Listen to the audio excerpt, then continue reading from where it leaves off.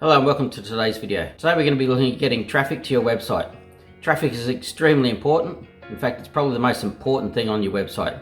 Without traffic, you don't make sales. Traffic is just simply the amount of people that you can get visiting your website. There's two types of traffic, paid traffic and free traffic. Today we're going to be looking at both of those. So we'll start with free traffic. Free traffic costs you nothing but your time. It takes a lot longer to set up free traffic and get the results from it than what it does with paid traffic. But if you set it all up, you'll get a lot of value out of it in the long run. If you consistently persist at it, you'll gain a lot of momentum and you'll be able to reduce the amount of paid traffic that you do. The first form of free traffic we're going to be looking at is search engine optimization. This covers a lot of things. Firstly, when you do every one of your product descriptions, you can use keywords in your product descriptions, and that will help with your search engine optimization. And also using tags. To get keywords in your descriptions, I use things like ChatGPT and ask it to write a description using search engine optimization. If you need to find keywords to put into those descriptions, go to things like Keywords Everywhere, Google, and those sort of things, and look for keywords that are set specifically with your niche. Another part of search engine optimization is getting backlinks. Now, backlinks are where you get a reputable website to have a link to your website. Things like Facebook or Reddit or Instagram, things like that, where it's a reputable website that has a link to your website, and that will help with your Google searches. Search engine optimization can be a total topic all by itself, so we won't go too far into that. Just keep in mind that when you do your descriptions of any type on your website, whether it's in your cover page or your descriptions or your blogs, make sure that you use a lot of keywords wherever you can. The next form of free traffic is content marketing. Content marketing can be very high value. This is where you're going to write things like blogs, again using keywords that you get from things like Keywords Anywhere or SEMrush, that sort of thing. Content marketing can also cover things like YouTube content, Facebook content, Instagram content, anywhere where you're creating content to put out there for your customers so they can come back to your website. If you're doing, say, a product video on YouTube, you would always mention your website and how to get that product from your website and put a link in the description. Things like Facebook, putting a post on Facebook every single day. You don't want people to get bored with it, so you put things like funny jokes and useful information, things like that, and then once or twice a week chuck in an advertisement in there as well. It's very important to have your social media marketing very consistent. If you stop for a short period of time, you're going to lose the engagement with your customers. Once your engagement goes down, doesn't matter about your ads going up, nobody's going to see your ad. So firstly, you build up your content on your Facebook and Instagram, YouTube posts to get people to start following you.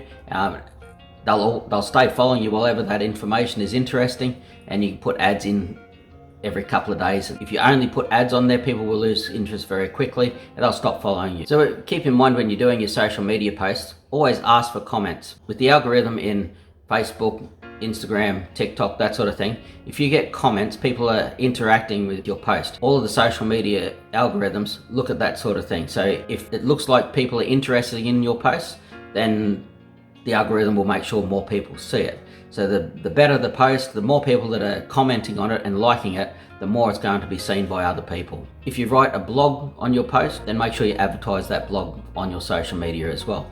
That'll lead people to go to read your blog, but in your blog you'll also have links to all your products that you have on your website as well. When you make sure you join any relevant groups that are relevant to your niche, things like on Reddit or Facebook groups that are relevant to your niche.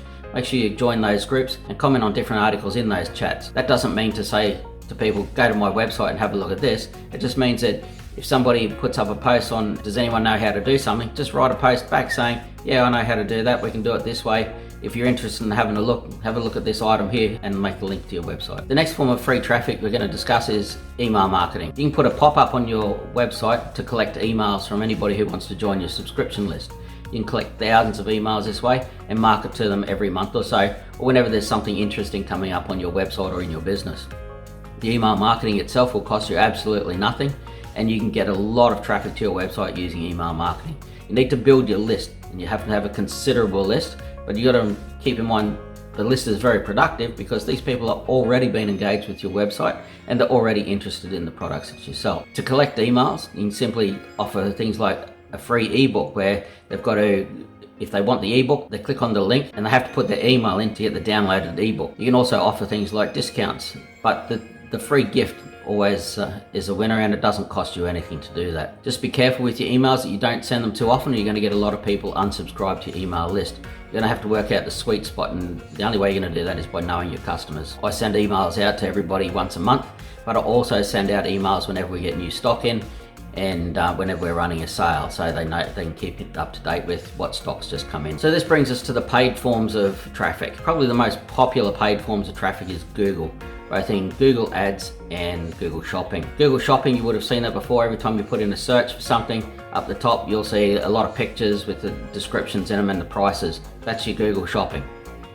It does cost money to do Google Shopping, but when you have a website like Shopify, things like that, you've got plugins that you can put in there which will put feeds to your Google Shopping, or you can set your Google Shopping up through your Google merchant facility as well, or your Google Ads account. Now, your sponsored Google Ads is where you have a Google Ads account, you write up an ad and you pay to get that ad put out.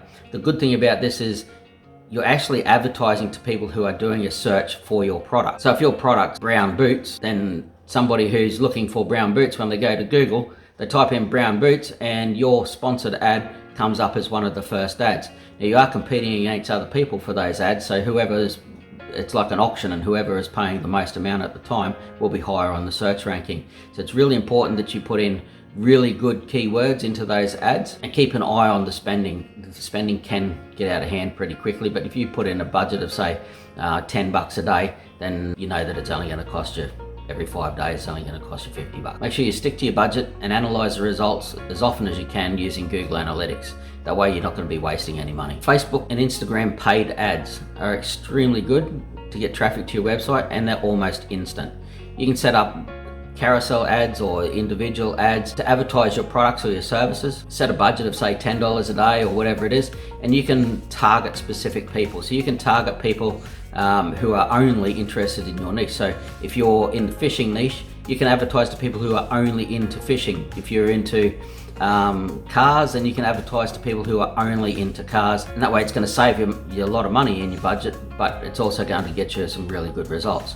You can put a Facebook ad up and instantly see a difference in the amount of traffic that you're getting to your website. There are things that you can do in your ads to make it more appealing to certain people as well. Again, as with any paid advertising or any advertising at all, always monitor the results so you can see what's working and what's not, and stop doing what's not working immediately. When you're looking at social media advertising, always pick the platform that your target audience is going to be using. So if you're marketing things like maybe fishing, then your advertising group's really going to be anybody from say 25 to 50 years old. So probably Facebook and Instagram would work really well. If you're advertising something like computer games, you might want to be advertising on TikTok where there's a younger audience. So have a look at your market demographics and pick a social media platform that is going to have that sort of audience that you're aiming at. Sponsored content is another form of paid advertising, and it's something that a lot of people overlook.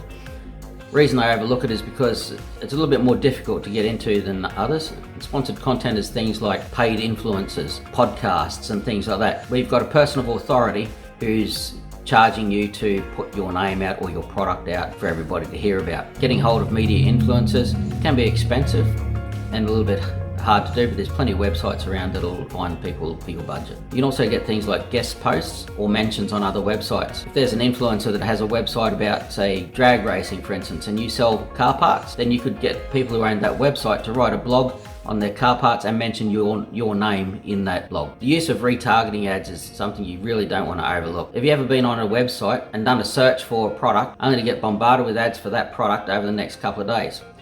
That's retargeting. So if you go onto a fishing website looking for fishing line, in the next couple of days you'll get a lot of ads on Facebook, Google and that sort of thing about fishing product. This is a really effective form of marketing. It doesn't take too much to set up. Just need to install a Facebook pixel, Instagram pixel, TikTok pixel, whatever you need onto your website. So anybody who goes onto your website, the pixel sees that and then we'll send them ads later on. Retargeting ads is a form of paid advertising that you really don't want to miss out on. Retargeting ads has a very high success rate. The reason is if you've been on a website before looking for a certain product, then over the next couple of days, you'll get lots of messages about that sort of product. So what's happened there is there's a pixel on their website. When you go in there, it identifies who you are and what you're after, and then for the next couple of days, you'll get Facebook, Instagram, that sort of thing, giving you ads on that particular product.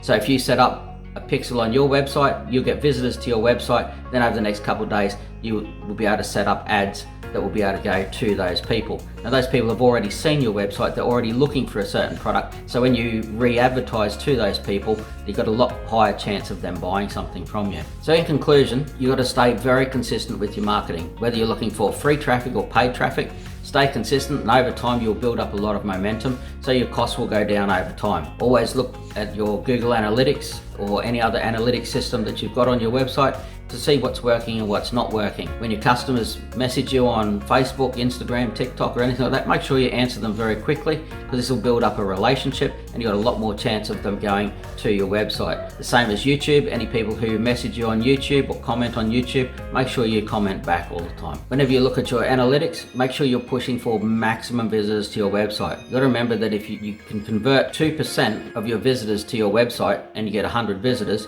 you only get 2 sales.